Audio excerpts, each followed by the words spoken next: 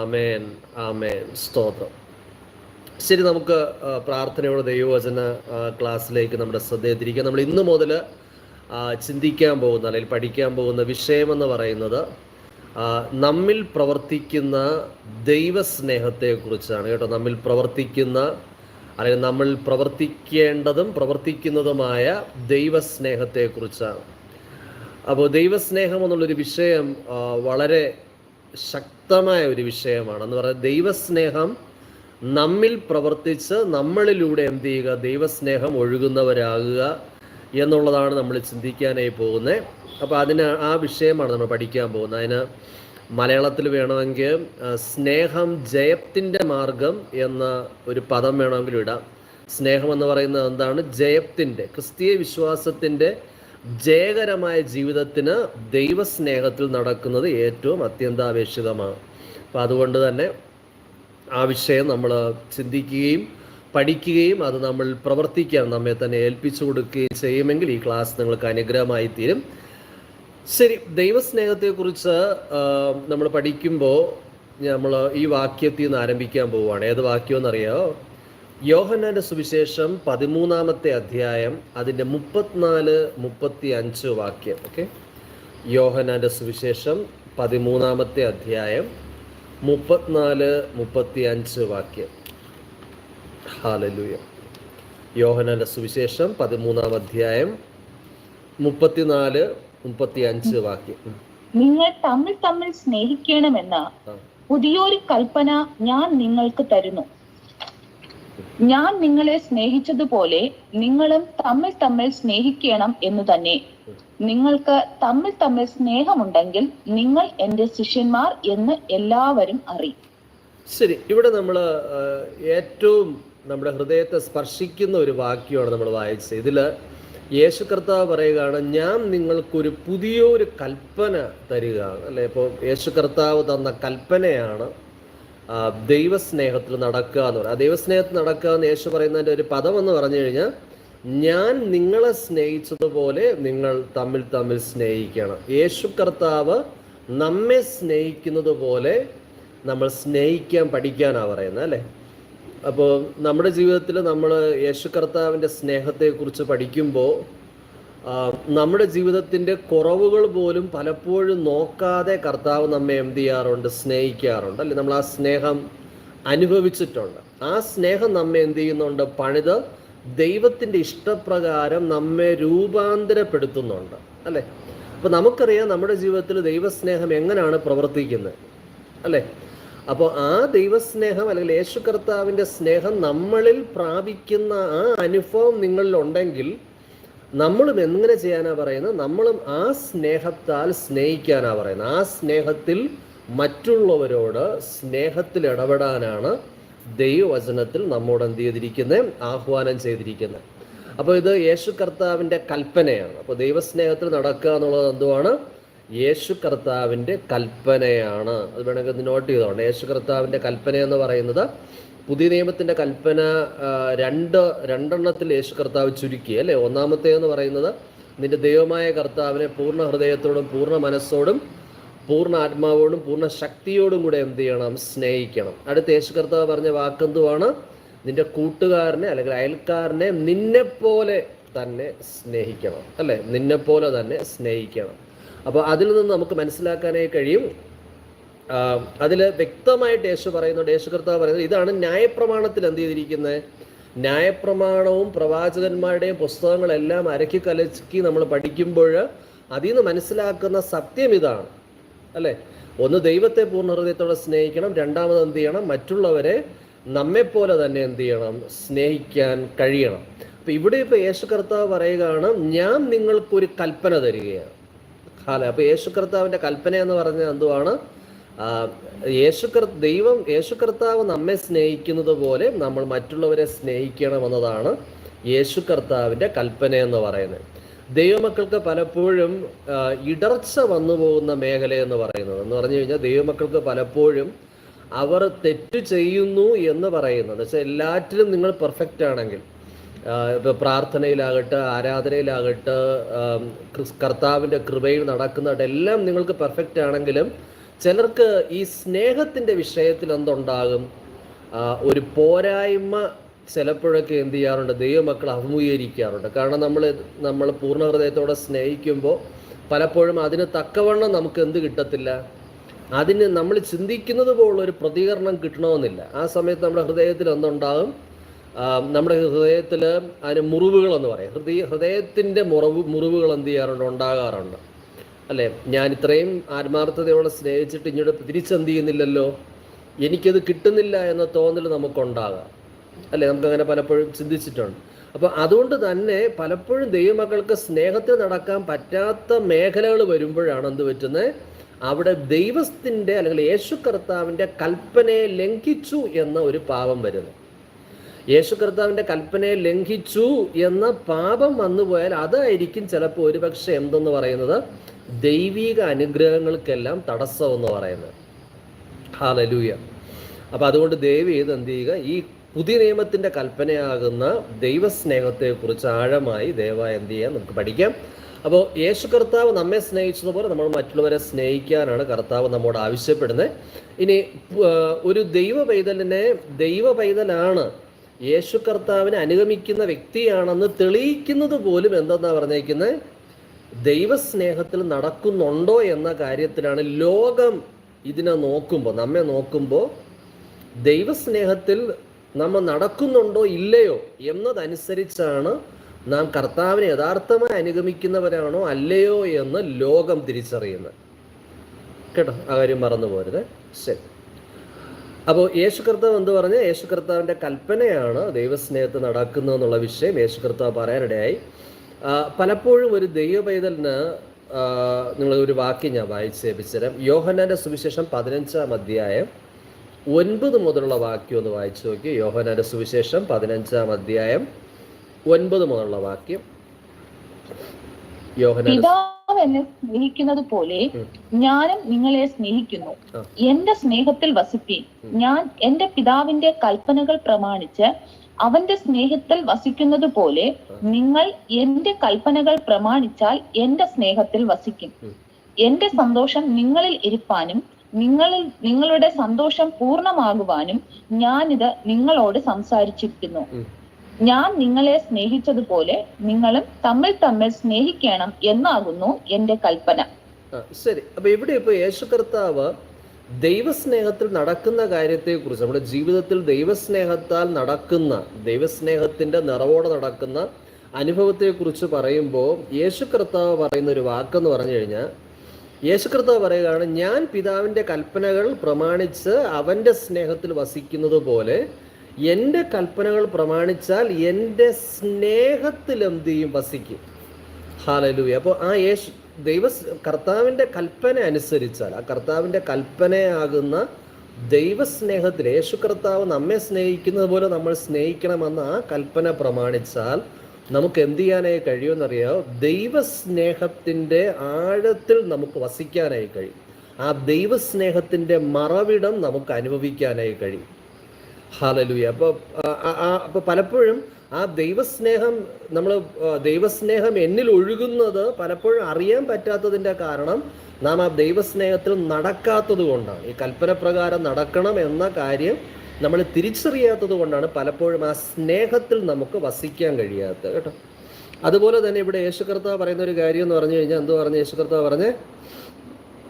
കർത്താവ് പറയുകയാണ്, എൻ്റെ 11-ാം വാക്യം, എൻ്റെ സന്തോഷം നിങ്ങളിലിരിപ്പാനും നിങ്ങളുടെ സന്തോഷം പൂർണ്ണമാകുവാനും ഞാൻ നിങ്ങളോടിത് സംസാരിച്ചിരിക്കുന്നു. അപ്പോൾ ഒരു ദൈവ പൈതലിന് അല്ലെങ്കിൽ യേശു കർത്താവിനെ അറിഞ്ഞ ഒരു വ്യക്തിക്ക് ദൈവത്തിൽ നിന്നുള്ള സന്തോഷം നമ്മളിൽ ഇരിക്കണമെങ്കിൽ, അല്ലെ, അങ്ങനെ പറഞ്ഞിരിക്കുന്നത് നോക്കി, സന്തോഷം നിങ്ങളിൽ ഇരിപ്പാനും നിങ്ങളുടെ സന്തോഷം പൂർണ്ണമാകുവാനും ഞാനിത് നിങ്ങളോട് സംസാരിച്ചിരിക്കുന്നു. അതിൻ്റെ അർത്ഥം പലപ്പോഴും എന്തുവാണ്, നമ്മുടെ ഉള്ളിൽ ദൈവം പകരുന്ന സന്തോഷം നമുക്ക് പലപ്പോഴും ഒറ്റയ്ക്കൊക്കെ ഇരിക്കുമ്പോൾ നമുക്ക് അറിയാൻ പറ്റാത്തതിൻ്റെ കാരണം, ചിലപ്പോൾ നിങ്ങൾ നടക്കുമ്പോൾ നിങ്ങൾക്ക് തോന്നും നിങ്ങളുടെ ഉള്ളിൽ എന്ത് വരുന്നില്ല, സന്തോഷം വരുന്നില്ല. ചിലപ്പോൾ ആലയത്തിൽ പോകുമ്പോൾ വളരെ സന്തോഷം നിങ്ങൾക്ക് തോന്നാം, ആലയത്തിൽ ചെന്ന് അല്ലെങ്കിൽ ദൈവസ്ഥലത്തിൽ ഇരുന്ന് അല്ലെങ്കിൽ ദൈവ ഒരു കൂട്ടായ്മയിൽ ചെന്നിരുന്ന് ദൈവത്തെ ആരാധിച്ചപ്പോൾ നിങ്ങളുടെ ഉള്ളിൽ വലിയ സന്തോഷം നിങ്ങൾക്ക് തോന്നി എന്ന് പറഞ്ഞിരിക്കട്ടെ. നിങ്ങൾ പറയുകയാണ് എനിക്ക് ഭയങ്കര സന്തോഷം എന്ത് ചെയ്യുകയാണ്, എനിക്ക് പ്രാപിക്കാൻ പറ്റി, എൻ്റെ ഉള്ളിൽ എനിക്കറിയാം, ഭയങ്കര സന്തോഷം എനിക്കുണ്ട്, എനിക്ക് ഭയങ്കര സന്തോഷമാണ്. പക്ഷേ നിങ്ങൾ ആലയം വിട്ട് പുറത്തേക്ക് പോകുമ്പോൾ നിങ്ങളുടെ സന്തോഷം കുറയുന്നത് നിങ്ങൾക്ക് തോന്നുന്നെങ്കിൽ, വീട്ടിലേക്ക് ചെല്ലുമ്പോൾ നിങ്ങളുടെ ഉള്ളിൽ ആ സന്തോഷമില്ല എന്ന് നിങ്ങൾക്ക് തോന്നുന്നെങ്കിൽ അതിൻ്റെ അർത്ഥം ആ നിമിഷം നിങ്ങൾ ചിന്തിച്ച് നോക്കേണ്ടത്, നിങ്ങൾ ദൈവസ്നേഹത്തിൽ നടക്കാനാണോ നിങ്ങളുടെ ഉള്ളിൽ താല്പര്യം കൊണ്ടുവരുന്നത്, അതോ നിങ്ങൾ എന്തുവാണ് മറ്റൊരു വ്യക്തിക്കെതിരായോ അല്ലെങ്കിൽ നിങ്ങൾക്ക് ഇഷ്ടക്കേടുള്ള ആളിന് ദ്രോഹം വന്ന് കാണണോ എന്നുള്ള ചിന്ത. അങ്ങനെ ദൈവമക്കൾ ചിന്തിക്കാറില്ല. പക്ഷെ അങ്ങനത്തെ ചിന്തകളോ മറ്റൊരാളുടെ നന്മയെ ആഗ്രഹിക്കാത്ത ചിന്തകളോ ഒക്കെ ഒരാളുടെ ഉള്ളിലുണ്ടെങ്കിൽ ഈ സന്തോഷം എന്ത് ചെയ്യാൻ പറ്റത്തില്ല, നിലനിൽക്കുന്ന അളവിൽ അനുഭവിക്കാൻ പറ്റത്തില്ല. കേട്ടോ, മനസ്സിലാക്കണേ. അപ്പം അതുകൊണ്ട് തന്നെ യേശു കർത്താവ് പറയുകയാണ്, ഞാൻ നിങ്ങളോട് ഈ കൽപ്പന കൽപ്പിച്ചിരിക്കുകയാണ്. ഞാൻ കൽപ്പിച്ച ഈ കൽപ്പനയാകുന്ന, ഞാൻ നിങ്ങളെ സ്നേഹിച്ചതുപോലെ നിങ്ങൾ തമ്മിൽ സ്നേഹിക്കണമെന്ന ഈ കൽപ്പന പ്രമാണിച്ചാൽ നിങ്ങൾക്ക് ദൈവസ്നേഹത്തിലും വസിക്കാനായി കഴിയും, പിന്നെ ദൈവത്തിൻ്റെ സന്തോഷത്തിലും വസിക്കാനായി കഴിയും. ഹല്ലേലൂയ. ദൈവത്തിൻ്റെ ആ സന്തോഷവും ദൈവത്തിൻ്റെ സ്നേഹത്തിലും വസിക്കാൻ ആഗ്രഹമുണ്ടോ? ഒന്ന് നിങ്ങളൊന്ന് ആലോചിച്ച് നോക്കി, അതിൽ വസിക്കാൻ ആഗ്രഹമുണ്ടോ?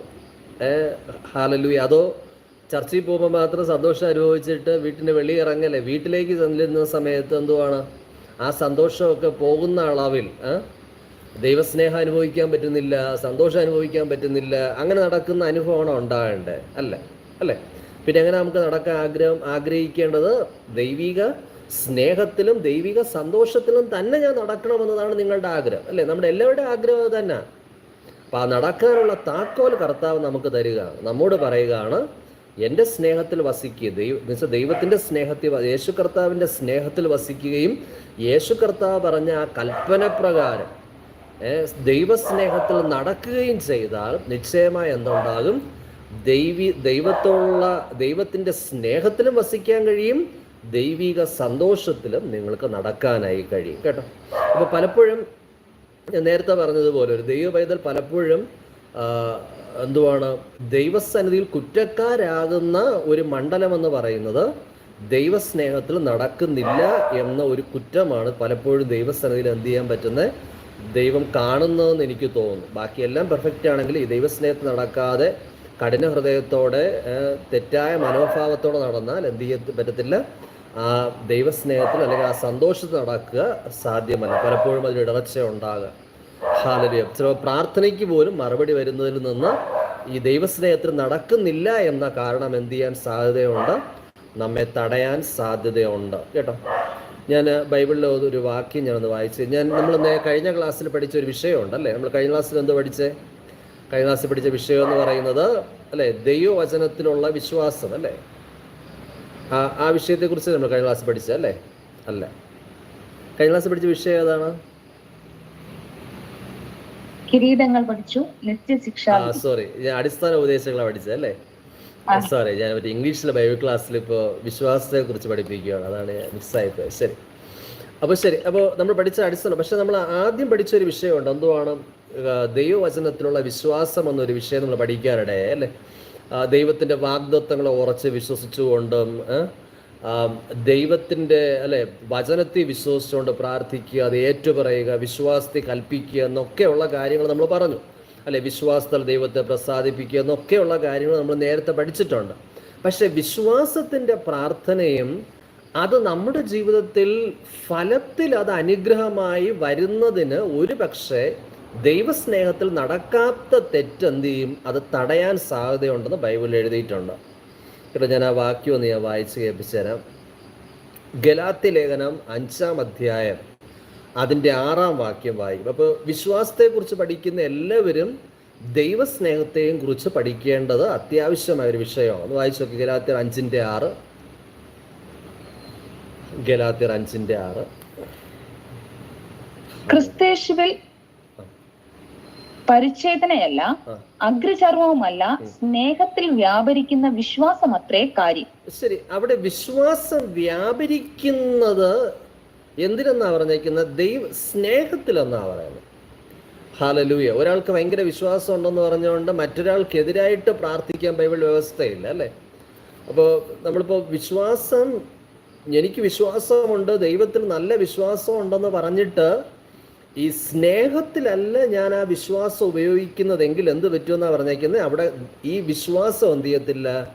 വ്യാപരിക്കുന്ന അളവിൽ ദൈവപ്രവൃത്തി വെളിപ്പെടത്തില്ല കേട്ടോ. അപ്പോൾ അതിന് വിശ്വാസത്തിൻ്റെ പ്രാർത്ഥന പ്രവൃത്തിപദത്തിൽ വരുന്നതിനും ദൈവസ്നേഹത്തിൽ നടക്കുന്നത് ഏറ്റവും അത്യന്താപേക്ഷിതമാണ്. മറക്കരുത്, വിശ്വാസത്തിൻ്റെ പ്രാർത്ഥന നമ്മുടെ ജീവിതത്തിൽ ഫലപ്രദമായ രീതിയിൽ വരണമെങ്കിൽ, പ്രത്യേകിച്ച് ദൈവവചനം വിശ്വസിച്ച്, വാഗ്ദത്തങ്ങളെ വിശ്വസിച്ച്, നമ്മൾ വിശ്വസിച്ച് ആ വിശ്വാസത്തെ ഏറ്റുപറഞ്ഞ് നമ്മൾ നടക്കുന്നതിനെക്കുറിച്ച് നമ്മൾ മുമ്പ് ക്ലാസ്സിൽ പഠിച്ചിട്ടുണ്ട്. അപ്പം അങ്ങനെ നടക്കാൻ തീരുമാനിക്കുന്ന വ്യക്തി ദൈവസ്നേഹത്തിൽ കൂടെ നടക്കാൻ ശീലിക്കുമ്പോഴാണ് എന്ത് ചെയ്യുന്നത്? ആ വ്യക്തിയുടെ പ്രാർത്ഥനകൾ ശക്തിയുള്ളതായിത്തീരുന്നത്, ശക്തിയോടെ എന്ത് ചെയ്യുന്നത്? വ്യാപരിപ്പാനിടയായിത്തീരുന്നത് കേട്ടോ. ദൈവത്തിന് സ്തോത്രം. അപ്പോൾ നമ്മൾ ഇതിനെക്കുറിച്ചൊക്കെയാണ് നമ്മൾ പഠിച്ച് വരുന്നത് അല്ലേ. ഹല്ലേലൂയ, ദൈവത്തിന് സ്തോത്രം. ഇനി നമ്മളിന്ന് കുറച്ചുകൂടെ ആഴ്ത്തി ചിന്തിക്കാൻ പോവാണേ. 1 കൊരിന്ത്യർ ലേഖനം 13-ാം അധ്യായം അതിൻ്റെ 13-ാം വാക്യം ഒന്ന് വായിച്ചു നോക്കി. 1 കൊരിന്ത്യർ ലേഖനം 13-ാം അധ്യായം. ആകയാൽ വിശ്വാസം, പ്രത്യാശ, സ്നേഹം ഇവ 3 നിലനിൽക്കുന്നു. ഇവയിൽ വലിയതോ സ്നേഹം തന്നെ. ശരി, ഇവിടെ ഇപ്പോൾ ദൈവവചനം പറയുന്നു, ആകയാൽ വിശ്വാസം, പ്രത്യാശ, സ്നേഹം ഇവ 3 നിലനിൽക്കുന്നു. ഇവയിൽ വലുതോ എന്തെന്നാ പറയുന്നത്? സ്നേഹം തന്നെ എന്നാണ് അവിടെ പറഞ്ഞേക്കുന്നത് അല്ലേ. അപ്പോൾ ഇതിൽ മനസ്സിലാക്കേണ്ടുന്ന ഒരു പ്രധാനപ്പെട്ട, നിങ്ങൾ ഈ 3 പദം ഒന്ന് നല്ലതായിട്ട് ഇരുത്തി ചിന്തിക്കണേ. നിങ്ങൾക്ക് ചില പോയിന്റുകൾ ഞാൻ പറയുമ്പോൾ നിങ്ങൾക്ക് ആഴത്തിൽ ഹൃദയത്തിൽ പതിയേണ്ടതായിട്ടുണ്ട്. അതുകൊണ്ട് അല്പം ഒന്ന് ഞാൻ സ്ലോ ചെയ്ത് പറയുന്നത് കേട്ടോ. കാരണം എല്ലാം കൂടെ സ്പീഡിൽ മിക്സ് ചെയ്ത് വന്നു കഴിഞ്ഞാൽ നിങ്ങൾക്ക് പെട്ടെന്ന് എന്ത് ചെയ്യാൻ പറ്റത്തില്ല, ഗ്രഹിക്കാൻ പറ്റിയെന്ന് വരത്തില്ല കേട്ടോ. അപ്പോൾ ഇവിടെ ദൈവവചനം പറയുന്ന ഒരു കാര്യം എന്ന് പറഞ്ഞാൽ, വിശ്വാസം, പ്രത്യാശ, സ്നേഹം ഇവ 3 നിലനിൽക്കുന്നു. ഇവയിൽ വലുതോ സ്നേഹം തന്നെ എന്ന ദൈവവചനത്തിൽ എഴുതിയിരിക്കുന്നു അല്ലേ. ഇത് നമുക്ക് സ്നേഹത്തിൻ്റെ നിർവചനം നമ്മൾ ഒരു വാക്യോടെ പറഞ്ഞിട്ട് സ്നേഹത്തിൻ്റെ നിർവചനത്തിലോട്ട് പോകാം. പിന്നെ ഇതിൻ്റെ എക്സ്പ്ലനേഷൻ കുറച്ച് ആവശ്യമുണ്ട്.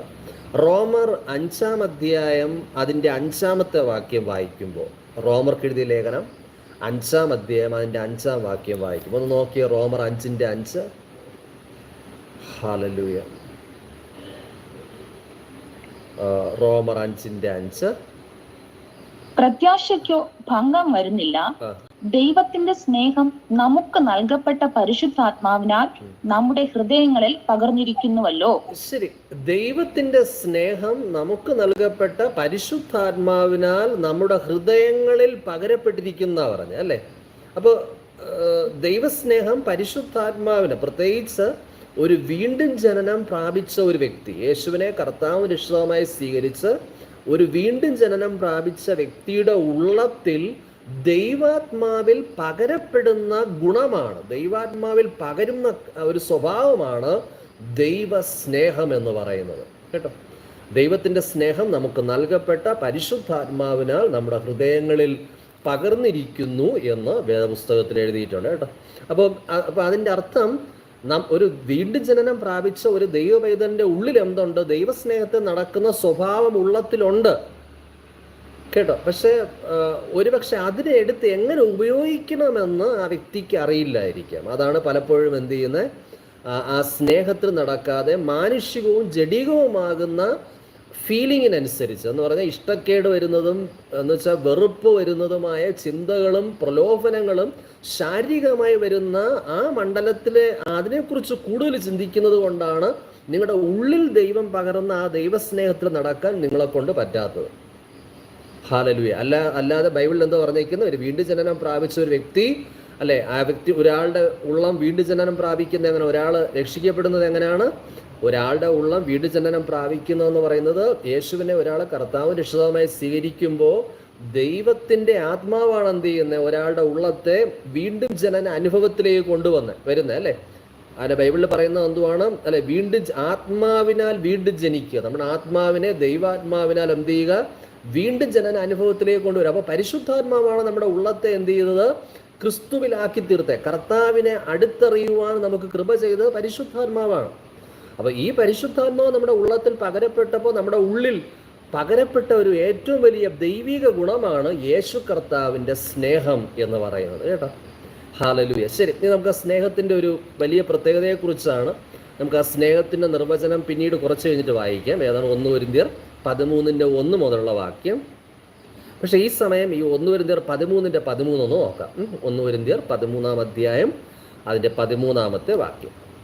അവിടെ എന്താ പറഞ്ഞിരിക്കുന്നത്? ആകയാൽ വിശ്വാസം, പ്രത്യാശ, സ്നേഹം ഇവ മൂന്നും നിലനിൽക്കുന്നു, ഇവയിൽ വലുതോ സ്നേഹം തന്നെ. ഹല്ലേലൂയ. ശരി, വിശ്വാസം നമുക്കറിയാം, വിശ്വാസം, പ്രത്യാശ, സ്നേഹം എന്ന് പറഞ്ഞാൽ സ്നേഹം അല്ലേ? ഇത് മൂന്ന് നിലനിൽക്കുന്ന, ഇവയിൽ വലുതോ സ്നേഹം തന്നെ. ശരി, സ്നേഹം എന്ന് പറയുന്നത് ദൈവസ്നേഹത്തെക്കുറിച്ചാണ്. ദൈവസ്നേഹം എന്ന ഗുണമാണ് അവിടെ ഉദ്ദേശിച്ചിരിക്കുന്നത്. സ്നേഹം എന്ന നിർവചനം ഞാൻ അതും കൂടെ പറഞ്ഞതിന് ശേഷം ഇതിൻ്റെ എക്സ്പ്ലനേഷനോട്ട് പോകാതെ, സ്നേഹം എന്ന നിർവചനം നമ്മൾ പഠിക്കുമ്പോൾ ഈ ഗ്രീക്കിൽ സ്നേഹത്തെക്കുറിച്ച് ഇവിടെ ഉപയോഗിച്ചിരിക്കുന്ന പദം എന്ന് പറയുന്നത് അഗാപ്പെ എന്ന പദമാണ്. ഏത് പദമാണ്? അഗാപ്പെ. അഗാപ്പെ ആണ് സ്നേഹം എന്നതിന് കൊടുത്തിരിക്കുന്ന വാക്കെന്ന് പറയുന്നത്. എന്താണ്? അഗാപ്പെ. ഓക്കെ. എന്നാൽ അതേസമയം ഈ ഗ്രീക്കിൽ വേറെയും രണ്ട് മൂന്ന് വാക്കുകൾ, വ്യത്യസ്തമായ വേറെ പദങ്ങൾ, വേറെ രീതിയിലുള്ള സ്നേഹങ്ങളെ വ്യാഖ്യാനിക്കേണ്ടതിന് വ്യത്യസ്തമായ വേറെ പദങ്ങളുണ്ട്. അതിലൊരു പദമാണെന്ന് പറയുന്നത് ഇറോസ്, ഫിലയോ എന്ന് പറയുന്ന രണ്ട് വാക്കുകൾ. ഇറോസ്, ഫിലയോ. ഓക്കെ. ഇറോസ് എന്ന് പറഞ്ഞാൽ ജഡീക സ്നേഹം, ഫിലയോ എന്ന് പറഞ്ഞാൽ രക്തബന്ധത്തിൻ്റെ സ്നേഹം. ഓക്കെ, ജസ്റ്റ് അത് മനസ്സിലാക്കിയിരുന്നാൽ മതി. ഓക്കെ. ഇറോസ് എന്ന് പറഞ്ഞാൽ എന്തുവാണ്? ജഡീക സ്നേഹം അർത്ഥമാക്കാനാണ് ഇറോസ് എന്ന പദം ഉപയോഗിക്കുന്നത്. ഫിലയോ എന്ന് പറഞ്ഞാൽ എന്തുവാണ്? ഫിലയോ എന്ന് പറഞ്ഞാൽ എന്തിനുപയോഗിക്കാനാണ് പറയുന്നത്? ഫിലയോ എന്ന് പറഞ്ഞാൽ രക്തബന്ധത്തിൻ്റെ സ്നേഹത്തെ വ്യാഖ്യാനിക്കാനാണ് ഫിലയോ എന്ന പദം ഉപയോഗിക്കുന്നത്. പക്ഷെ അഗാപ്പെ എന്ന പദത്തിൻ്റെ അർത്ഥം എന്ന് പറയുന്നത് ദൈവസ്നേഹമെന്നാണ്. അഗാപ്പെ കേട്ടോ, അഗാപ്പെ സ്നേഹത്തെക്കുറിച്ച് അവിടെ ഉദ്ദേശിച്ചിരിക്കുന്നത്. ഓക്കെ. എന്ന് പറഞ്ഞാൽ ഹൃദയത്തിൽ നിന്ന് പുറപ്പെടുന്നതായ സ്നേഹം, യേശു കർത്താവിൽ നിന്ന് പുറപ്പെടുന്ന, യേശു കർത്താവിൻ്റെ സ്നേഹം നമ്മുടെ ഉള്ളിൽ നിറഞ്ഞിട്ട് നമ്മെ സ്നേഹത്തിൽ നടക്കുമാറാക്കുന്നു. അതിനെ പറയുന്ന പേരാണ് അഗാപ്പെ എന്ന് പറയുന്നത് കേട്ടോ. അപ്പോൾ ഇവിടെ ഇപ്പോൾ ഈ പദം ഞാനൊന്ന് വ്യാഖ്യാനിക്കാൻ പോവുകയാണ്. 1 കൊരിന്ത്യർ 13:13 നമ്മൾ വായിക്കുമ്പോൾ, 1 കൊരിന്ത്യർ 13:13 നമ്മൾ വായിക്കുന്ന സമയത്ത് വിശ്വാസം, പ്രത്യാശ, സ്നേഹം ഇവ മൂന്ന് നിലനിൽക്കുന്നു എന്ന് പറഞ്ഞു അല്ലേ? വിശ്വാസം, പ്രത്യാശ, സ്നേഹം ഇവ മൂന്ന് നിലനിൽക്കും. ഞാൻ പറഞ്ഞു, അതിൽ വലുതോ എന്തുവാണ്? സ്നേഹം തന്നെ. എന്തുകൊണ്ടാണ് വിശ്വാസം, പ്രത്യാശ എന്നിവയെക്കാളും സ്നേഹം വലുതെന്ന് പറയാൻ കാര്യം? ഇനി നമുക്ക് ഇതൊന്ന് എക്സ്പ്ലെയിൻ ചെയ്ത് നോക്കാം, ഒന്ന് ചെക്ക് ചെയ്ത് നോക്കാതെ. വിശ്വാസം എന്ന് പറഞ്ഞാൽ എന്തുവാ? നിങ്ങൾ പറഞ്ഞ വിശ്വാസം എന്ന് പറഞ്ഞു കഴിഞ്ഞാൽ ബൈബിളിൽ പറഞ്ഞിരിക്കുന്നത് വിശ്വാസത്താലാണ് നമുക്ക് ദൈവത്തെ എന്ത് ചെയ്യാൻ പറ്റുന്നത്? പ്രസാദിപ്പിക്കാൻ പറ്റുന്നത് എന്ന് പറയുമ്പോൾ വിശ്വാസത്തിൻ്റെ ഒരു നിർവചനം എന്ന് പറഞ്ഞു കഴിഞ്ഞാൽ, പ്രത്യേകിച്ച് ഏറ്റവും പ്രധാനമായിട്ട് ഇന്നത്തെ നമ്മുടെ ജീവിതകാലത്തിൽ നമ്മുടെ മുന്നോട്ടുള്ള ജീവിതത്തിൻ്റെ കാൽച്ചുവടുകളിൽ ദൈവപ്രവൃത്തി വെളിപ്പെടുന്നതിന് വിശ്വാസം അത്യന്താപേക്ഷിതമാണ്. ഓക്കെ. ആ വിശ്വാസം ലഭ്യമാകുന്നത് എങ്ങനെയെന്നൊക്കെ നമ്മൾ പഴയ ക്ലാസ്സുകളിൽ പഠിച്ചിട്ടുണ്ട്. അങ്ങനെയാണ് ദൈവവചനത്താലാണ് നമ്മുടെ ഉള്ളിൽ വിശ്വാസം വളർത്തിയെടുക്കേണ്ടത് കേട്ടോ. ഹല്ലേലൂയ, ദൈവത്തിന് സ്തോത്രം. അപ്പോൾ മറന്നു പോകരുത്. എന്തുവാണ് വിശ്വാസം എന്ന് പറഞ്ഞാൽ? എന്തുവാണ്? പ്രത്യേകിച്ച് നമ്മൾ എക്സ്പ്ലെയിൻ ചെയ്ത് മനസ്സിലാക്കി നോക്കിക്കഴിഞ്ഞാൽ, ഇന്നത്തെ എൻ്റെ ദൈവത്തിൽ നിന്ന് പ്രാപിക്കേണ്ടുന്ന വിടുതലുകൾ ഇരിക്കുന്നത് ഏതിലാണ്? നമുക്ക് നൽകിത്തരുന്നത് എങ്ങനെയാണ്? വിശ്വാസത്തിൻ്റെ കാൽച്ചുവടിനാലാണ്. ഹല്ലേലൂയ. ഇനി അപ്പോൾ അത് ഇന്നത്തെ നമ്മുടെ വിടുതലിനെ കുറിച്ചുള്ളതാണ്. ഇനി പ്രത്യാശ എന്ന് പറഞ്ഞാൽ എന്താണ്? പ്രത്യാശ എന്ന് പറഞ്ഞു കഴിഞ്ഞാൽ യേശു കർത്താവ് വീണ്ടും വരും എന്നതാണ് നമ്മുടെ പ്രത്യാശ എന്ന് പറയുന്നത് അല്ലേ? യേശു കർത്താവ് വേഗം വരും. പ്രത്യാശ രണ്ട് തരത്തിലുണ്ട്. ഒന്നാമത്തെ എന്ന് പറയുന്നത് നമ്മുടെ നല്ലൊരു ശുഭഭാവിക്കായുള്ള പ്രത്യാശയുണ്ട്. നാളെ എനിക്ക് നല്ലതുണ്ടാകും, നാളെ നല്ലത് ഭവിക്കും എന്ന ഒരു പ്രത്യാശ, അത് ബൈബിൾ പ്രകാരം ഉണ്ട്. ഹല്ലേലൂയ. പക്ഷെ അത്യന്തികമാകുന്ന ഒരു പ്രത്യാശ എന്ന് പറഞ്ഞാൽ എന്തുവാണ്?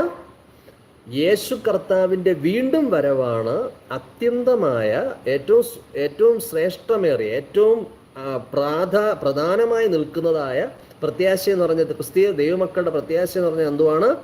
യേശു കർത്താവ് വേഗം വരും. ഓക്കെ. വരുന്നതിന് വേണ്ടി എന്നെ ചേർക്കേണ്ടതിനാണ്. യേശു കർത്താവ് വേഗം വന്ന് എന്നെ ചേർക്കും. അപ്പോൾ പ്രത്യാശയിൽ വേറൊരു കാര്യമുണ്ട്. പ്രത്യാശ, നമുക്ക് നമ്മുടെ നിത്യ പ്രത്യാശയെക്കുറിച്ച് ചിന്തിക്കുമ്പോൾ നമുക്ക് രണ്ട് രീതിയിൽ ചിന്തിക്കാം. ഒന്ന്, എൻ്റെ ജീവകാലത്തിൽ ഞാൻ യേശു കർത്താവ് വന്ന് എന്നെ കൊണ്ടുപോകുന്നത് ഞാൻ അനുഭവിക്കും. അതാണ് ഒന്നാമത്തെ ചിന്ത. അതുകൊണ്ട് യേശു കർത്താവ് വന്ന് എന്നെ എന്ത് ചെയ്യും? തന്നോട് എന്നെ ചേർത്ത്, അല്ലേ? എൻ്റെ ജീവകാലത്തിൽ കർത്താവ് മധ്യാകാശത്തിൽ വന്ന് എന്നെയും കർത്താവ് ചേർത്ത് സ്വർഗത്തിലേക്ക് കൊണ്ടുപോകും, അല്ലേ? അപ്പോൾ രണ്ടാമത്തെ ചിന്തയെന്ന് പറയുന്നത്, അഥവാ എൻ്റെ ജീവകാലത്തിൽ യേശു കർത്താവ് വന്നില്ല എങ്കിൽ ഞാൻ അങ്ങോട്ട് പോയി യേശുവിനെ നേരിട്ട് എന്ത് ചെയ്യും? മുഖാമുഖം കാണും. Hallelujah, hallelujah. അപ്പോൾ അത് പ്രത്യാശ, അല്ലേ? അപ്പോൾ ഇനി സ്നേഹം, അപ്പോൾ ഇതില് വിശ്വാസത്തെക്കാളും പ്രത്യാശയെക്കാളും സ്നേഹം വലുതെന്ന് പറയാൻ കാര്യം ഇത്രയേ ഉള്ളൂ. ഞാൻ ജസ്റ്റ് ഒന്ന് പറഞ്ഞുതരാം. അതിൻ്റെ അർത്ഥം ഇത്രയേ ഉള്ളൂ. വിശ്വാസം എന്ന് പറഞ്ഞു കഴിഞ്ഞാൽ ഈ ഭൂമിയിൽ ഉപയോഗിക്കാനാണ് ദൈവം വിശ്വാസം നൽകിയിരിക്കുന്നത്. വിശ്വാസം എടുത്ത് ഉപയോഗിക്കാൻ പറഞ്ഞിരിക്കുന്നത് എപ്പോഴാണ്? ഈ ഭൂമിയിൽ നമ്മളായിരിക്കുമ്പോഴാണ്. സ്വർഗത്തിൽ ചെന്നതിന് ശേഷം നിങ്ങൾ എന്ത് ചെയ്യേണ്ട ആവശ്യമില്ല? വിശ്വാസം എടുത്ത് ഉപയോഗിക്കേണ്ട ആവശ്യമില്ല. ഞാൻ പറയാൻ മനസ്സിലാകുന്നുണ്ട്. സ്വർഗത്തിൽ പോയതിനു ശേഷം എന്ത് ചെയ്യേണ്ട ആവശ്യമില്ല? വിശ്വാസത്തെ എടുത്ത് ഉപയോഗിക്കേണ്ട ആവശ്യമില്ല. ഈ ഭൂമിയിലാണ് നിങ്ങൾ എന്ത് ചെയ്യുന്നത്? വിശ്വാസം ഉപയോഗിക്കുന്നത്. പ്രത്യാശയും അങ്ങനെ തന്നെയാണ്. പ്രത്യാശ എന്ന് പറയുമ്പോൾ യേശു കർത്താവിൻ്റെ വീണ്ടും വരവാണ് പ്രത്യാശ എന്ന് പറയുന്നത്, അല്ലേ? പ്രത്യാശ എന്ന് പറയുന്നത് ഈ ഭൂമിയിലായിരിക്കുമ്പോഴാണ് നമ്മൾ എന്ത് ചെയ്യുന്നത്? പ്രത്യാശയോടെ ജീവിക്കുന്നത്. സ്വർഗത്തിൽ ചെന്ന് കഴിഞ്ഞാൽ നിങ്ങൾ എന്ത് ചെയ്യേണ്ട ആവശ്യമില്ല.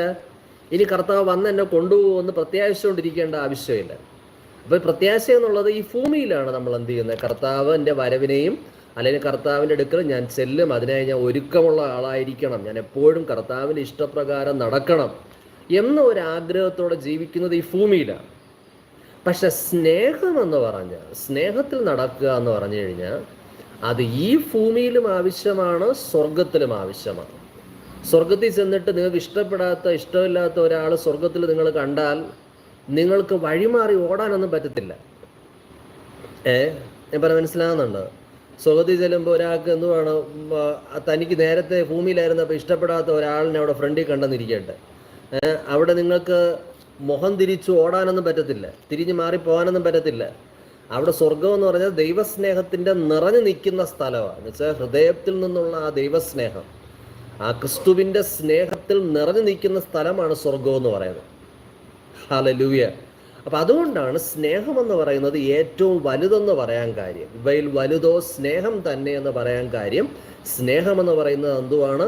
ഈ ഭൂമിയിലും ദൈവരാജ്യത്തിലും സ്വർഗത്തിൽ ചെല്ലുമ്പോഴും ഈ സ്നേഹത്തിൽ നടക്കുക എന്ന് പറയുന്നത് ഏറ്റവും അത്യന്താപേക്ഷിതമാണ്. ഹല്ലേലൂയ, ദൈവത്തിന് സ്തോത്രം. കേട്ടോ, മറന്നു പോരുതേ.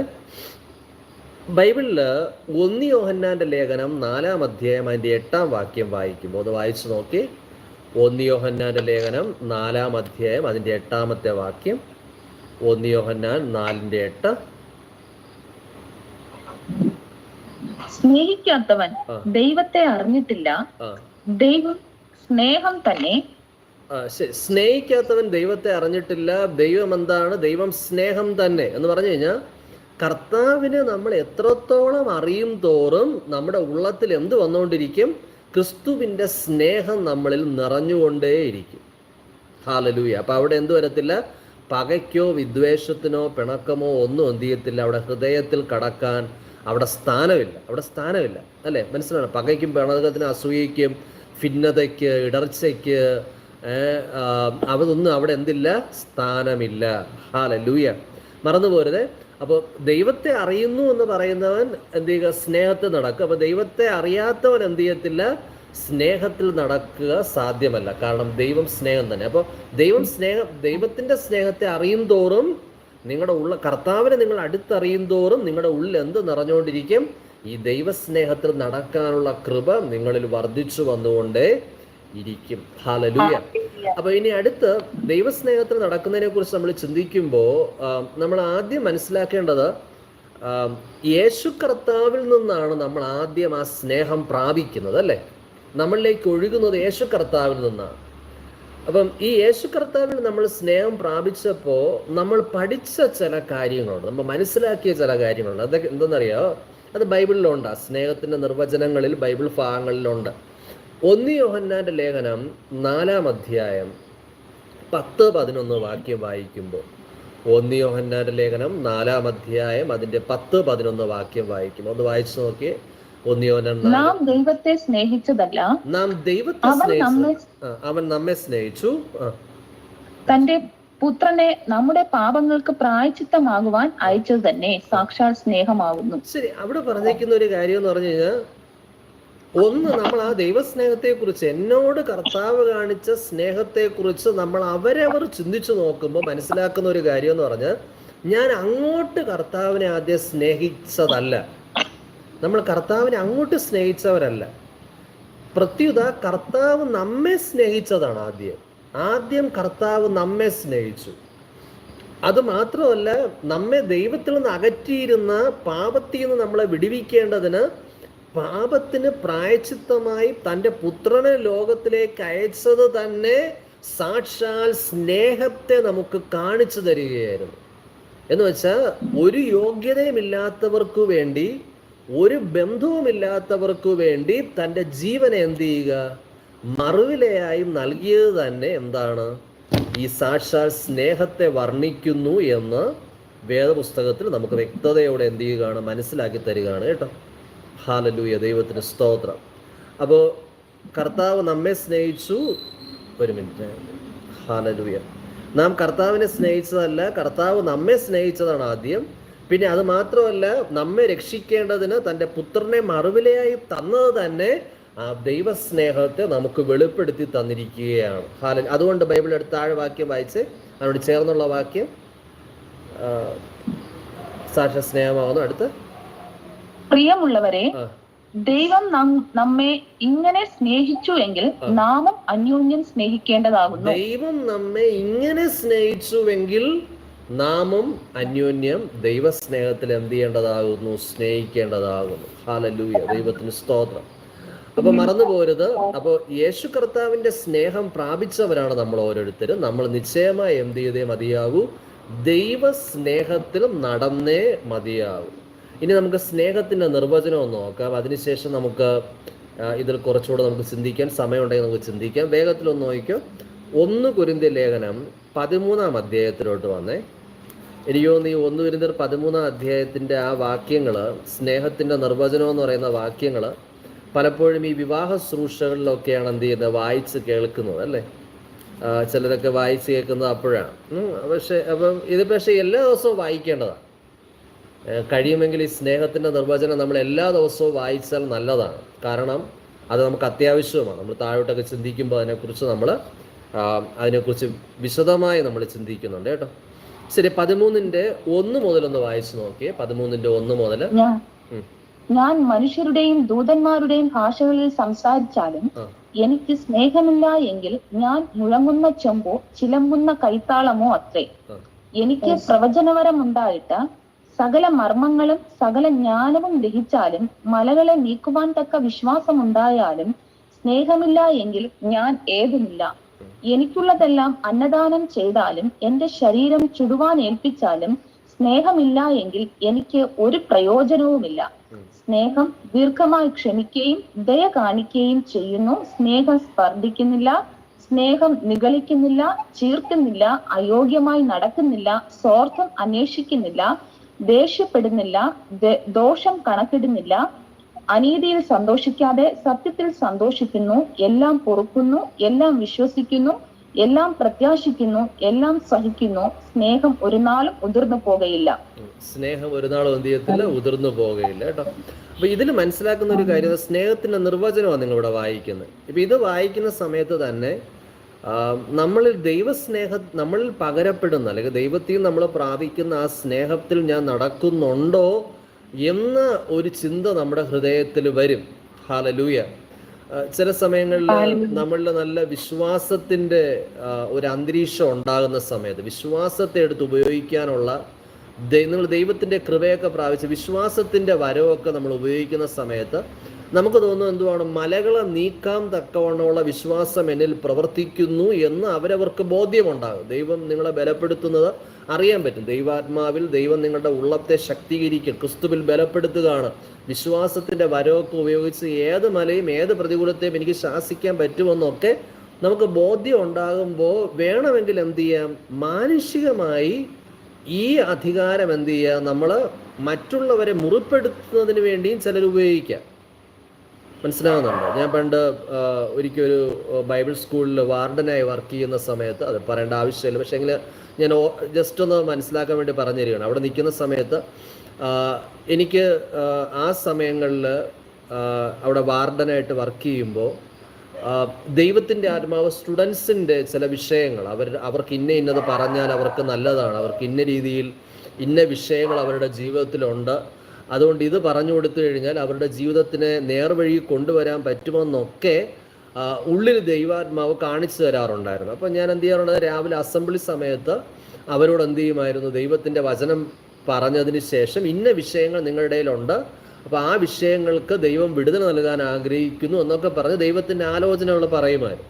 അപ്പം ആ സമയങ്ങളിൽ ആരെങ്കിലും ചിലപ്പോൾ എന്നെ ദേഷ്യപ്പെടുത്താൻ വേണ്ടി നിൽക്കുന്ന ചില ആൾക്കാരുണ്ടായിരുന്നു. പെട്ടെന്ന് എന്ത് ചെയ്യുക, എനിക്ക് ഇഷ്ടപ്പെടുന്ന വെച്ചാൽ പറയുന്നത് അനുസരിക്കാതെ, കാരണം അവർ സ്റ്റുഡൻസായിട്ട് വന്നവരാണ്. ഞാൻ അവിടുത്തെ വാർഡനായി വർക്ക് ചെയ്യുകയാണ്, ഒരു ബൈബിൾ സ്കൂളിലെ വാർഡനാണ്. അപ്പം അവർ റെസ്പെക്റ്റ് ചെയ്യുന്നില്ല, അവർ തിരികെ അത് പ്രതികരിക്കുക, എന്നെ ഒന്ന് ചൊടിപ്പിക്കാൻ വേണ്ടിയുള്ള ശ്രമം നടത്തുന്നത് തോന്നുമ്പോൾ ഒരുപക്ഷെ മാനുഷികമായ ആ സമയം എന്ത് ചെയ്തിട്ടുണ്ട്, ഞാൻ അവരെ വഴക്ക് പറഞ്ഞിട്ടുണ്ട്, പെട്ടെന്ന് എന്ത് ചെയ്തിട്ട് റിയാക്ട് ചെയ്തിട്ടുണ്ട്.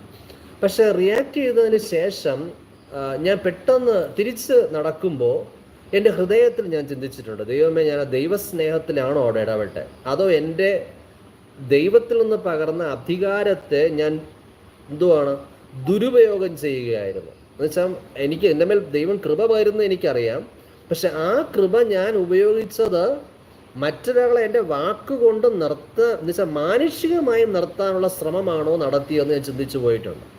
അപ്പം ഒരുപക്ഷെ ആ സമയത്ത് ഒരു തവണ ഒരു നല്ല പ്രായമുള്ള ഒരു പാസ്റ്ററാണ്, പക്ഷെ എങ്കിലും അദ്ദേഹത്തിൻ്റെ സംസാരം ഒരുപക്ഷെ ഇഷ്ടക്കേടുള്ളതായിരുന്നു. അപ്പം ഞാൻ പെട്ടെന്ന് അദ്ദേഹത്തെ വഴക്ക് പറഞ്ഞു, ദയവേത് പാസ്റ്റർ, ദയവേത് ഇതിൻ്റെ നടുവിൽ സംസാരിക്കരുതെന്ന് പറഞ്ഞു. പക്ഷെ തിരികെ നടക്കുമ്പോൾ, റൂമിലേക്ക് പോകുമ്പോൾ, വ്യക്തിപരമായിട്ട് പ്രാർത്ഥിക്കാൻ ദൈവസന്നിധിയിൽ ഇരിക്കുമ്പോൾ ദൈവത്തിൻ്റെ ആത്മാവ് ഉള്ളത്തിൽ കാണിച്ചൊരു കാര്യം, ഞാൻ അങ്ങനെ പറയാൻ പാടില്ലായിരുന്നു.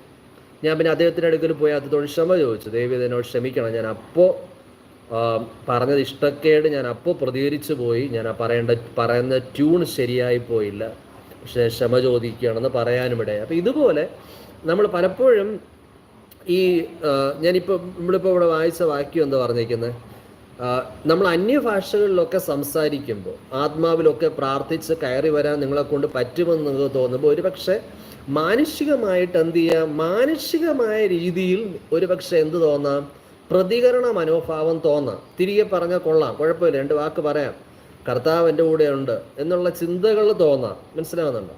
അപ്പോൾ ആ സമയത്ത് ദൈവത്തിൻ്റെ ആത്മാവ് നമുക്ക് മുന്നറിയിപ്പ് തരുന്നത് വെച്ചാൽ, നമുക്ക് ഈ വചനം വായിക്കുമ്പോഴാണ് നമ്മുടെ ഹൃദയത്തിൽ എന്ത് ചെയ്യുന്നത്, ദൈവസ്നേഹത്തിൽ, ദൈവത്തിൻ്റെ കൃപയിൽ നടക്കുന്ന ഞാൻ ഈ ദൈവസ്നേഹത്തിൽ നടക്കുന്നില്ല എങ്കിൽ എന്ത് ചെയ്യാൻ പറ്റില്ല, എനിക്ക് ഒരു പ്രയോജനം ഉണ്ടാകത്തില്ലെന്നാണ് പറയുന്നത്. വേറൊന്നുകൂടെ മനസ്സിലാക്കണമെങ്കിൽ ഒരിക്കൽ ഒരു ദൈവദാസൻ, അമേരിക്കയിൽ ജീവിച്ചിരുന്ന ഒരു ദൈവദാസനുണ്ട്, ഞാൻ അതുകൂടെ പറഞ്ഞതിന് ശേഷം നമുക്ക് ഒരുമിച്ച് പ്രാർത്ഥിക്കാം. ആ ദൈവദാസനാണെങ്കിൽ രോഗശാന്തി ശുശ്രൂഷ കർത്താവ് അദ്ദേഹത്തിന് നൽകി. അദ്ദേഹം ആ രോഗശാന്തി ശുശ്രൂഷ ചെയ്യുന്നുണ്ടായിരുന്നു. ഓറൽ റോബർട്ട്സൺ അദ്ദേഹത്തിൻ്റെ പേര്, നിങ്ങൾക്ക് അത് അറിയാമെന്ന് അറിയത്തില്ല. ഓറൽ റോബർട്ട്സൺ അദ്ദേഹത്തിൻ്റെ പേര്. ഇപ്പോഴും അദ്ദേഹത്തിൻ്റെ അവിടെ ഒരു സ്ഥാപനമുണ്ട്, യൂണിവേഴ്സിറ്റി ഉണ്ട്, ഓറൽ റോബർട്ട്സ് യൂണിവേഴ്സിറ്റി എന്ന് പറയും. അപ്പോൾ ഈ ദൈവദാസനാണെങ്കിൽ ഒരു ദിവസം എല്ലാവർക്കും വേണ്ടിയും കരം വെച്ച് അദ്ദേഹം പ്രാർത്ഥിക്കാറുണ്ട്. അപ്പോൾ പ്രാർത്ഥിക്കുമ്പോഴെല്ലാം ദൈവം എന്ത് ചെയ്യാറുണ്ട്, രോഗികളെ കർത്താവ് സൗഖ്യമാക്കുമായിരുന്നു. കർത്താവിൻ്റെ സാന്നിധ്യം അദ്ദേഹം അറിയുമായിരുന്നു. കർത്താവ് ഓരോരുത്തരുടെ മേലും കരം വയ്ക്കുന്നത് അദ്ദേഹത്തിന് അറിയാമായിരുന്നു. കർത്താവിൻ്റെ വിടുതലുകൾ ശുശ്രൂഷയിൽ വെളിപ്പെട്ടിട്ടുണ്ട്. അപ്പോൾ ഒരു ദിവസം അദ്ദേഹം ഇതുപോലെ ആൾക്കാർ പ്രാർത്ഥിക്കാൻ മുന്നോട്ട് വരുമ്പോൾ അദ്ദേഹം പ്രാർത്ഥിച്ചു കഴിഞ്ഞ് അദ്ദേഹത്തിൻ്റെ അനുഭവം എന്ന് പറയുന്നത് കുറേ ഏകദേശം 1 മണിക്കൂറിലധികം അദ്ദേഹം പ്രാർത്ഥിക്കുകയാണ്. അപ്പോൾ പ്രാർത്ഥിച്ചപ്പോൾ അദ്ദേഹം വല്ലാതെ ക്ഷീണിച്ചു, വല്ലാതെ ടയേർഡായി.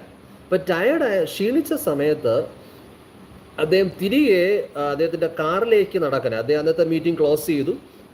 അടുത്ത ദിവസത്തെ മീറ്റിംഗ് ഉണ്ടാകും, നിങ്ങൾക്ക് പ്രാർത്ഥിക്കണമെന്നുള്ളവർക്ക് വരാം എന്ന് പറഞ്ഞ് അദ്ദേഹം തിരികെ നടക്കുമ്പോൾ അദ്ദേഹത്തിൻ്റെ അനുഭവത്തിൽ അദ്ദേഹം പറഞ്ഞൊരു കാര്യം, ഒരാൾ വന്ന് അദ്ദേഹത്തിൻ്റെ കൈ പിടിച്ചു. അപ്പോൾ ആ വ്യക്തി വന്ന് കൈ പിടിച്ചതിന് ശേഷം അദ്ദേഹത്തോട് പറഞ്ഞു, ദയവ് ചെയ്ത് ബ്രദറെ എൻ്റെ മേലൊന്ന് കൈ വെച്ചിട്ട് പോകുമെന്ന് പറഞ്ഞു, എൻ്റെ മേലൊന്ന് കൈ വെച്ചൊന്ന് പ്രാർത്ഥിക്കുമെന്ന് പറഞ്ഞു. അപ്പോൾ അദ്ദേഹം ഉടനെ തിരിച്ച് പറഞ്ഞ മറുപടി എന്നറിയോ, ഞാൻ ഇന്ന് എല്ലാവർക്കും വേണ്ടിയും പ്രാർത്ഥിച്ച് ഞാൻ തളർന്നുപോയി, എനിക്കിപ്പോൾ പ്രാർത്ഥിക്കാൻ പറ്റുമോ എന്ന് എനിക്കറിയില്ല, അപ്പം അതുകൊണ്ട് നാളത്തെ മീറ്റിങ്ങിൽ വരൂ, നാളെ ഞാൻ പ്രാർത്ഥിക്കാമെന്ന് പറഞ്ഞു. അപ്പോൾ ആ വ്യക്തി പറഞ്ഞൊരു വാക്കെന്ന് പറഞ്ഞാൽ, ദേവദാസനെ, ഞാൻ അനേക കിലോമീറ്ററുകൾ യാത്ര ചെയ്താണ് എന്ത് ചെയ്തിരിക്കുന്നത്, ഞാൻ ഈ മീറ്റിങ്ങിൽ വന്നിരിക്കുന്നത്. അപ്പോൾ ഇനിയിപ്പോൾ ഞാൻ തിരികെ നാളെ വരില്ല. അപ്പോൾ ദയവ് ചെയ്ത് എനിക്ക് ഇന്ന് രാത്രി തിരികെ പോകുന്നത് എനിക്ക് സൗഖ്യത്തോടെ പോകണമെന്നാണ് എനിക്ക് ആഗ്രഹം, ഞാൻ അത് വിശ്വസിക്കുന്നു എന്ന് പറഞ്ഞു. അപ്പോൾ ഉടനെ അദ്ദേഹം പറഞ്ഞു പോലും കുഴപ്പമില്ല, നാളെ വന്നാൽ മതി. അത് മാനുഷികമായ രീതിയിലുള്ള പ്രതികരണമാണ്. ഓക്കെ. അപ്പോൾ ഉടനെ ആ സ്ത്രീ പറഞ്ഞു, ഒന്ന് എൻ്റെ തലയെ കൈവച്ചാൽ മതി ബ്രദർ, ഒന്ന് പ്രാർത്ഥിച്ചില്ലേലും കുഴപ്പമില്ല, എന്ത് ചെയ്താൽ മതി, ഒന്ന് തലയിൽ കൈ വച്ചിട്ട് പോയാൽ മതി. ആ സമയം 1-2 പ്രാവശ്യം പറ്റില്ല എന്ന് പറഞ്ഞതിന് ശേഷം മനസ്സോടെ അദ്ദേഹം തലയെ കൈവച്ച് ഒരു വാക്ക് പറഞ്ഞതിന് ശേഷം അദ്ദേഹം തിരിഞ്ഞു നടന്നു. അപ്പോൾ തിരിഞ്ഞു നടന്ന ഉടനെ പുറകിലൊരു ശബ്ദം കേട്ടു. ആ ശബ്ദം എങ്ങനെയാണ്, യേശു കർത്താവ് എന്നെ സൗഖ്യമാക്കി എന്ന് പറഞ്ഞ് സന്തോഷത്തോടെ തുള്ളിച്ചാടുന്ന ആ വ്യക്തിയെ കണ്ടു. അപ്പോൾ ഉടനെ അദ്ദേഹം വണ്ടി കയറിയപ്പോൾ അദ്ദേഹത്തിന് അത്ഭുതം തോന്നി. അദ്ദേഹം മനസ്സിൽ ചിന്തിച്ച ഒരു കാര്യം, ദൈവമേ, ഞാൻ ആ വ്യക്തിയോട് നേരെയല്ല സംസാരിച്ച്, എന്ന് വെച്ചാൽ മാനുഷികമായിട്ടാണ് ഞാൻ പ്രതികരിച്ചത്. നാളെ വരാൻ പറ്റില്ല എന്ന് പറഞ്ഞിട്ട് ഞാൻ നിർബന്ധിച്ചാണ് എന്ത് ചെയ്തത്, ഞാൻ നാളെ വന്നേ പറ്റൂ, നാളെ വന്നാലേ ഞാൻ പ്രാർത്ഥിക്കും എന്നൊക്കെ ഞാൻ പറഞ്ഞ ആളാണ്. പക്ഷേ ഈ സമയം അങ്ങ് തൊട്ടല്ലോ എന്ന് കർത്താവിനോട് പറഞ്ഞു. അപ്പോൾ കർത്താവിനോട് തിരികെ പറഞ്ഞ മറുപടി എന്ന് പറഞ്ഞാൽ, ഇതിൻ്റെ പ്രതിഫലം എന്ത് ചെയ്യത്തില്ല, ഈ വിടുതലിൻ്റെ പ്രതിഫലം നിനക്ക് അതിൻ്റെ ക്രെഡിറ്റ് നിനക്കല്ല, ഇതിൻ്റെ ക്രെഡിറ്റ് നിനക്കല്ല, ഞാൻ എൻ്റെ പേരിലാക്കുന്നെന്ന് പറയുന്നത്. എന്ന് വെച്ച് കഴിഞ്ഞാൽ ആ സമയം ദൈവസ്നേഹത്തിലായിരുന്നു അദ്ദേഹം പ്രതികരിക്കേണ്ടിയിരുന്നത്. മനസ്സിലാകുന്നുണ്ട്? ആ സമയം പക്ഷേ ദൈവസ്നേഹത്തിൽ പ്രതികരിക്കാതെ എന്ത് ചെയ്തു, മാനുഷികമായി പ്രതികരിക്കും. അപ്പോൾ ഇതുപോലെ നമ്മുടെ ജീവിതത്തിൽ ഈ വാക്യങ്ങളൊക്കെ വായിക്കുമ്പോൾ എന്തുവാണ്, ഞാൻ മനുഷ്യരുടെയും ദൂതന്മാരുടെയും ഭാഷ സംസാരിച്ചാലും എനിക്ക് സ്നേഹമില്ല എങ്കിൽ ഞാൻ മുഴങ്ങുന്ന ചെമ്പോ ചെലമ്പുന്ന കൈത്താളമോ പോലെ അത്ര. പ്രവചനപരമുണ്ടായിട്ട് സകല മർമ്മവും സകല ജ്ഞാനവും ഗ്രഹിച്ചാലും മലകളെ നീക്കാൻ തക്ക വിശ്വാസം ഉണ്ടായാലും സ്നേഹമില്ല എങ്കിൽ, എന്താ പറഞ്ഞിരിക്കുന്നത്, സ്നേഹമില്ല എങ്കിൽ ഞാൻ ഏതുമില്ലെന്നാണ് പറയുന്നത്. ഹല്ലേലൂയ. അപ്പോൾ അതിൻ്റെ അർത്ഥം, ഇതിൽ സ്നേഹത്തിൻ്റെ നിർവചനത്തെക്കുറിച്ച് പറയുമ്പോൾ ഞാൻ ആ ഒരു പദം കൂടെ പറഞ്ഞതിന് ശേഷം നമുക്ക് ഒരുമിച്ച് പ്രാർത്ഥിക്കാം. സ്നേഹത്തെക്കുറിച്ച് നമ്മൾ പറയുമ്പോൾ മനസ്സിലാക്കേണ്ട ഒരു കാര്യം എന്ന് പറഞ്ഞാൽ, മറ്റൊരാളുടെ നന്മയ്ക്ക് വേണ്ടി എന്ത് ചെയ്യുക, പ്രവർത്തിക്കുക, മറ്റൊരാളുടെ നന്മ ഇഷ്ടപ്പെടുക. അതാണ് ദൈവസ്നേഹത്തിൻ്റെ പ്രത്യേകത. മറ്റൊരാളുടെ പണിയിൽ ആഗ്രഹിക്കുക, മറ്റൊരാളുടെ ഉയർച്ചയെ എന്ത് ചെയ്യുക, ആഗ്രഹിക്കുന്നവരാകുക. മനസ്സിലാകുന്നുണ്ടോ? അപ്പോൾ അതാണ് ദൈവസ്നേഹത്തിൻ്റെ ഏറ്റവും വലിയൊരു പ്രത്യേകത എന്ന് പറയുന്നത്. മറ്റൊരാളുടെ നന്മ എന്ത് ചെയ്യുക, ആഗ്രഹം. അപ്പോൾ നമ്മളിപ്പോൾ ഒരുപക്ഷെ വഴക്ക് പറഞ്ഞിരിക്കണം, ഒരാൾ നമ്മൾ വഴക്ക് പറയുന്നത് എന്ത് ചിന്തയിലായിരിക്കണം, അയാളുടെ ഉള്ളത്തെ ഇടിച്ചു കളയുന്ന ചിന്തയിലായിരിക്കരുത്. എന്ന് വെച്ചാൽ ഞാൻ ഈ പറയുന്ന വാക്ക് കാരണം ആ വ്യക്തി ഇതോടെ എന്ത് ചെയ്യും, ഇതോടെ ഉള്ള വിശ്വാസം പോകട്ടെ എന്ന് പറഞ്ഞുകൊണ്ടല്ല വഴക്ക് പറയേണ്ടത്. വഴക്ക് പറയുന്നെങ്കിൽ അതിൻ്റെ പുറകിൽ നിൽക്കേണ്ടുന്ന ചിന്തയെന്ന് പറഞ്ഞാൽ എന്തുവാണ്, ആ വ്യക്തിയുടെ നന്മയായിരിക്കണം ആഗ്രഹം എന്ന് പറയുന്നത്. ഹല്ലേലൂയ. അപ്പോൾ ദൈവസ്നേഹത്തിൽ നമ്മൾ നടക്കാൻ ശീലിക്കുന്ന സമയത്ത് ഇതുപോലെയൊക്കെ ദൈവം നമ്മെ എന്ത് ചെയ്യും, പഠിപ്പിച്ച് മുന്നോട്ട് കൊണ്ടുവരും. നമ്മൾ ഇഷ്ടക്കേടോടെ ആരുടെങ്കിലും പെരുമാറിയിട്ടുണ്ടെങ്കിൽ ഒരുപക്ഷെ നമ്മുടെ ഹൃദയത്തിൽ കുറ്റബോധം ദൈവാത്മാവ് നൽകും. ആ വ്യക്തിയോട് ക്ഷമിക്കണം, പോയി ക്ഷമ ചോദിക്കണമെന്നൊരു ചിന്ത നമ്മുടെ ഹൃദയത്തിൽ ഉണ്ടാകും. ഒരു വ്യക്തിയെ ആ ദൈവസ്നേഹത്തിൽ കൈപിടിച്ച് ഉയർത്തുന്ന ഒരു മനോഭാവം നമ്മുടെ ഉള്ളിലുണ്ടാകും. അപ്പോൾ അതുകൊണ്ട് മറന്നു പോരുത്. കർത്താവ് എന്തോ പറഞ്ഞ്, ഞാൻ പുതിയൊരു കൽപ്പന നിങ്ങൾക്ക് തരുന്നു. എന്തോ ആ കൽപ്പന എന്ന് പറഞ്ഞാൽ, ഞാൻ നിങ്ങളെ സ്നേഹിച്ചതുപോലെ നിങ്ങൾ എന്ത് ചെയ്യണം, തമ്മിൽ സ്നേഹിക്കണം. നിങ്ങൾ തമ്മിൽ സ്നേഹിക്കുന്നുവെങ്കിൽ നിങ്ങൾ എൻ്റെ ശിഷ്യന്മാരെന്ന് സകലരും അറിയും. കേട്ടോ? അതിനായിട്ട് സ്വർഗത്തിലെ ദൈവം നമ്മെ സഹായിക്കട്ടെ. നമുക്ക് ഒരുമിച്ച് പ്രാർത്ഥിക്കുമ്പോൾ നമുക്ക് ഈ കാര്യം മനസ്സിലായിക്കോണേ. ദൈവസ്നേഹത്തെ നടക്കാൻ 2 മുഖാന്തരങ്ങൾ ദൈവം വച്ചിട്ടുണ്ട്. ഒന്ന്, ദൈവത്തോട് എത്രത്തോളം നിങ്ങൾ അടുത്തിരിക്കുമോ അത്രത്തോളം ഈ ദൈവസ്നേഹത്തിൽ നടക്കാൻ ദൈവത്തിൻ്റെ ആത്മാവ് നിങ്ങളെ സഹായിക്കും. രണ്ടാമത്, ദൈവവചനത്തെ നിങ്ങൾ വായിച്ച് നിങ്ങൾ ആ ദൈവസ്നേഹത്തെക്കുറിച്ച് ഇന്ന് നിങ്ങൾ കേൾക്കുകയാണല്ലോ, നിങ്ങൾ ദൈവവചനം കേൾക്കുകയാണ്, വായിക്കുകയാണ്. ഇത് വായിക്കുകയും കേൾക്കുകയും ഒക്കെ ചെയ്യുന്ന സമയത്ത് ഈ വചനപ്രകാരം നിങ്ങളുടെ മനസ്സ് പുതുക്കി എന്ത് ചെയ്യണം, രൂപാന്തരപ്പെടണം.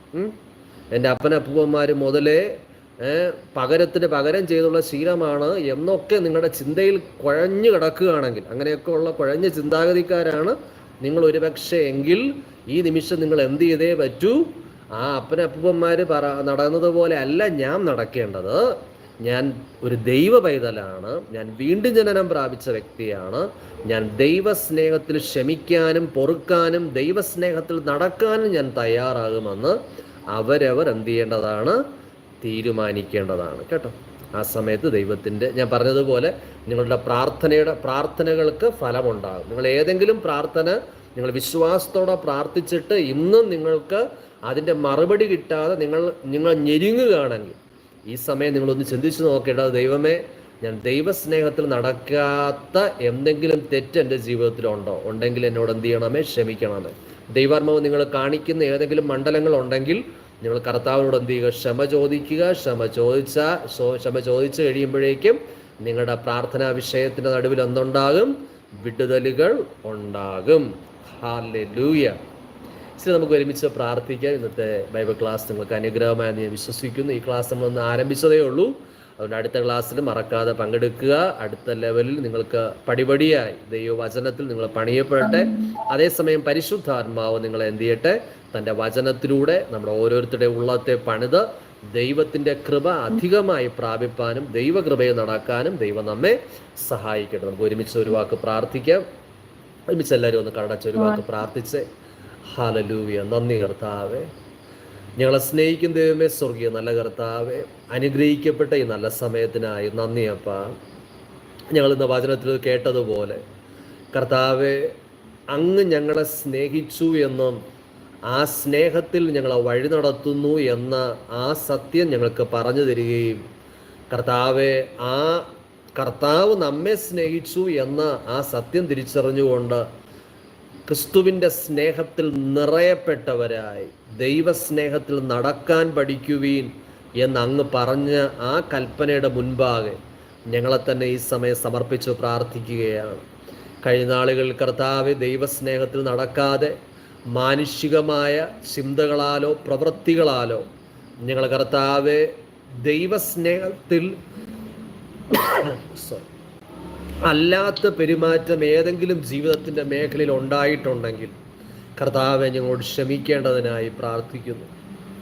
ഈ സമയം തന്നെ യേശുവിൻ്റെ രക്തത്താലും ദൈവവചനത്താലും പരിശുദ്ധാത്മാവിനാലും ഞങ്ങളെ അങ്ങ് വിശുദ്ധീകരിക്കേണ്ടതിനായി പ്രാർത്ഥിക്കുന്നു. കർത്താവ്, ഞങ്ങളുടെ ജീവിതത്തിൽ ദൈവത്തിൻ്റെ സ്നേഹത്തിലും സന്തോഷത്തിലും നടക്കുന്നതിൽ ഞങ്ങൾക്ക് കുറവ് സംഭവിച്ചു പോയെങ്കിൽ ഞങ്ങൾ ഈ സമയം തിരിഞ്ഞു നോക്കുകയാണ് അപ്പ. ഞങ്ങളുടെ ജീവിതത്തിൽ വന്ന മാനുഷികമായ ദൈവഹിതമല്ലാത്ത ഇടപെടലുകൾ, ദൈവഹിതമല്ലാത്ത പ്രവൃത്തികൾ, ദൈവാത്മാവിൻ്റെ സ്നേഹവും സന്തോഷവും പ്രാപിക്കാൻ കഴിയാതെ വണ്ണം ഉണ്ടായിരുന്ന സാഹചര്യങ്ങൾ, ആ കുറവുകളെല്ലാം ഞങ്ങൾ ക്ഷമ ചോദിക്കുകയാണ്. ഈ സമയം ഞങ്ങളുടെ ജീവിതത്തെ ദൈവസ്നേഹത്തിൽ നടക്കാൻ പരിശുദ്ധാത്മാവെ അങ്ങ് ഞങ്ങളെ പരിശീലിപ്പിച്ചാലും എന്ന് പ്രാർത്ഥിക്കുകയാണ്. ഇത് അങ്ങയുടെ കൽപ്പനയാണ്. പരിശുദ്ധാത്മാവെ അങ്ങ് അതിൽ നടക്കാൻ ഞങ്ങളെ അങ്ങ് സഹായിക്കുമല്ലോ. അങ്ങയുടെ കൽപ്പന അനുസരിച്ച് ദൈവസ്നേഹത്തിൽ നടക്കാൻ ഞങ്ങളെ പരിശീലിപ്പിച്ചാലും പ്രാർത്ഥനാ വിഷയങ്ങളുടെ മേൽ നന്മകൾ, അനുഗ്രഹങ്ങൾ ഉണ്ടാകുന്നതിന് തടസ്സമായി ഞങ്ങളുടെ ജീവിതത്തിൽ ദൈവസ്നേഹത്തിൻ്റെ കുറവുണ്ടായിട്ടുണ്ടെങ്കിൽ ഞങ്ങൾ ക്ഷമ ചോദിക്കുകയാണ്. ഞങ്ങളുടെ വിശ്വാസത്തിൻ്റെ പ്രാർത്ഥന ദൈവപ്രവൃത്തി വെളിപ്പെടുന്നതായി തീരേണ്ടതിന് ഞങ്ങൾ ഇന്ന് കർത്താവെ ദൈവസ്നേഹത്തിൽ ഞങ്ങളെ യഥാസ്ഥാനപ്പെടുന്നു. ക്രിസ്തുവിൻ്റെ സ്നേഹത്തിൽ ഞങ്ങളെ യഥാസ്ഥാനപ്പെടുത്തണമേ. ഈ സമയത്ത് ബൈബിൾ ക്ലാസ്സിൽ പങ്കെടുത്ത എല്ലാവരെയും ദൈവത്തിൻ്റെ പൊന്നുകരങ്ങളിൽ ഏൽപ്പിക്കുന്നപ്പ യേശുവേ, ഞങ്ങളുടെ കരം വെച്ച് എല്ലാവരെയും അനുഗ്രഹിച്ചാലും ഓരോ ഉള്ളങ്ങളിലും ദൈവസ്നേഹവും പരിശുദ്ധാത്മാവിൻ്റെ സന്തോഷവും കൊണ്ട് നിറയ്ക്കണമേ. എല്ലാവരെയും നിറയ്ക്കണേ അപ്പ, നിറയ്ക്കണമേ. എല്ലാ ഉള്ളങ്ങളെയും പരിശുദ്ധാത്മാവിൻ്റെ സന്തോഷം കൊണ്ട് നിറയ്ക്കണമേ. ഉള്ളിൽ അടിഞ്ഞു കിടക്കുന്നതായ ദൈവഹിതമല്ലാത്ത മണ്ഡലങ്ങളുണ്ടെങ്കിൽ അതിനെ നീക്കം ചെയ്യണേ അപ്പ. പരിശുദ്ധാത്മാവിനാൽ ഉള്ളങ്ങളെ വിശുദ്ധീകരിക്കണമേ. കേൾക്കപ്പെട്ട ദൈവവചനത്താൽ ഉള്ളങ്ങളെ വിശുദ്ധീകരിക്കണേ കർത്താവേ. സ്വർഗീയ കൃപയിൽ അങ്ങ് മറച്ചാലും ദൈവത്തിൻ്റെ സാന്നിധ്യം അങ്ങയുടെ മക്കളോട് കൂടെ ഉണ്ടായിരിക്കട്ടെ. ദൈവത്തിൻ്റെ കൃപയിൽ കർത്താവ് വരുന്ന ആഴ്ചക്കാലം നടക്കാൻ അങ്ങ് ബലപ്പെടുത്തിയാലും സ്വർഗീയ കൃപയിൽ അങ്ങ് വഴി നടത്തുന്നതിനായി നന്ദി, അനുഗ്രഹിക്കുന്നതിനായി സ്തോത്രം. സകല മാനവും മഹത്വവും വീഴ്ചങ്ങയ്ക്ക് മാത്രം നൽകുന്നു യേശു ക്രിസ്തുവിൻ്റെ വിലയേറിയ നാമത്തിൽ തന്നെ. ആമേൻ, ആമേൻ, ആമേൻ, ആമേൻ. ശരി, കർത്താവ് നിങ്ങളെ അവരെ അനുഗ്രഹിക്കട്ടെ. ഇന്നത്തെ ബൈബിൾ ക്ലാസ്സിൽ പങ്കെടുത്ത എല്ലാവരെയും കർത്താവ് അനുഗ്രഹിക്കട്ടെ. നിങ്ങളുടെ പ്രാർത്ഥനാ വിഷയം ഉണ്ടെങ്കിൽ